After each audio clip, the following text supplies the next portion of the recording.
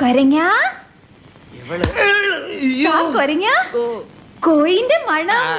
അത് പുറത്തെവിടെയോ ഒരു കോഴി കറങ്ങി നടക്കണ കണ്ട്. അല്ല, വെച്ച കോഴിന്റെ മണം. അത് ഏതെങ്കിലും ഹോട്ടലിൽ കറി വെച്ചോണ്ടിരുന്നപ്പോ ഇറങ്ങി ഓടിയതായിരിക്കും. അതാണ് വെച്ച മണം അല്ലേ? പോയി കിടന്ന് ഉറങ്ങു വേണ്ടേ? പ്ലീസ്.